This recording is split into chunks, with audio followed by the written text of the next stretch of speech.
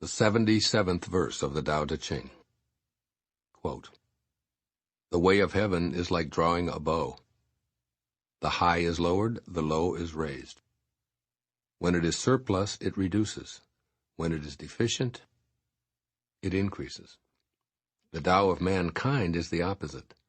It reduces the deficiency in order to add to the surplus. It strips the needy to serve those who have too much. Only the one who has the Tao offers his surplus to others.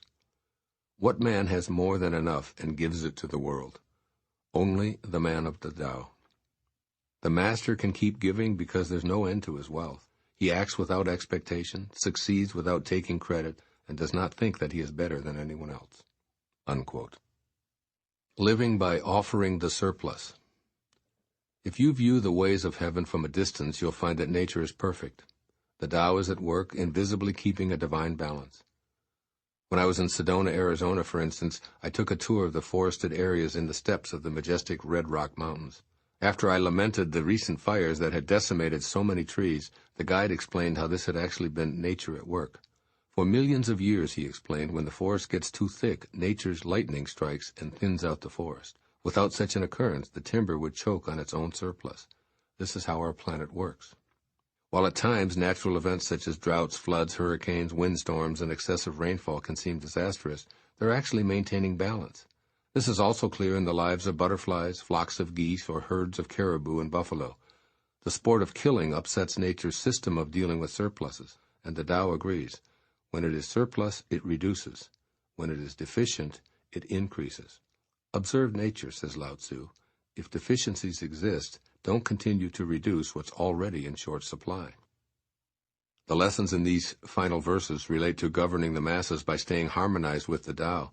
Lao Tzu seems to rail against people in positions of political power who took from the needy to give themselves more of what they didn't need. In today's world, we can see evidence of this practice in a myriad of ways, but especially in lawmakers voting themselves benefits to be paid for by everyone else. They give themselves 95% retirement packages, medical insurance for life, limousines, private parking places on public lands, and free first-class travel, even as they strip the needy and serve those who have too much. And in countries where starvation is rampant, it's not unusual to see large amounts of food and supplies stacked on docks while people die from malnourishment because government representatives think they're above all of that. This 77th verse of the Tao Te Ching suggests thinking about the surpluses we can put back into circulation to decrease deficiencies that exist elsewhere in our world. Lao Tzu asks you and me both to put the wisdom of this verse to work in our personal lives by seeing what we have but don't need as an opportunity to be Tao people. Lao Tzu isn't asking our government, political leaders, or captains of industry, but us personally.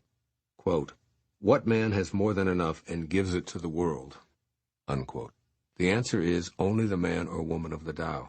When there are enough of us, there will be a pool from which we Tao-centered people emerge to govern. Then we'll put into place the way of living offered in this verse. It's fairly simple to understand a surplus of money or possessions, but the word actually symbolizes much more. For example, there's the surplus of joy you feel that you can offer to yourself and your family. Then there's the excess of intellectual prowess, talent, compassion, health, strength, and kindness you can share with the world. Whenever you see deficiencies in joy, abundance, educational opportunities, perfect health, or sobriety, make your own surpluses available. Lao Tzu urges you to look at what's deficient and be an instrument of increasing, rather than a collector of more, which marginalizes and divides the oneness that is all of life. Practice these new ways of being that are more aligned with the way of the Tao. First and foremost, reduce surplus. Reduce what's in excess in your life and then offer it where it can be utilized. Begin with your stuff, clothing, furniture, tools, equipment, radios, cameras, or anything that you have too much of. Don't sell it. Rather, give it away if you can afford to. Don't ask for recognition for charitable acts. Simply behave in harmony with the Tao by reducing your surplus.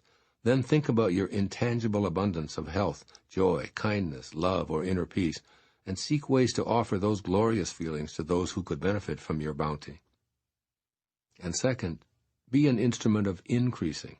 Just as nature fills voids by maintaining the cyclical balance necessary to our world, be an instrument of increasing where you observe deficiencies. Practice giving by dedicating a portion of your earnings to be used to ease deficits, for as Lao Tzu points out, the master can keep giving because there's no end to his wealth. If you can't offer money to those who are less fortunate, say a silent blessing for them. Offer a prayer when you hear an ambulance or police car siren. Look for opportunities to fill the empty spaces in other people's lives with money, things, or loving energy in the form of kindness, compassion, joy, and forgiving. Do the Tao now. Plan a day when you make a point of getting rid of some of your surplus, making sure that you part with something that's useful elsewhere. Look around for things you don't need or use. For instance, I just glanced up from my writing space and spotted some legal pads, 3 DVDs, and a toaster that I haven't used in 6 months. If you can scan the room right now where you are, I'm positive you'll see things that you could easily categorize as surplus. So schedule a time to put some of your excess into circulation. You can pick up those things in your line of vision at this moment and drop them off where they'll be welcome today. Be a man or a woman of the Tao.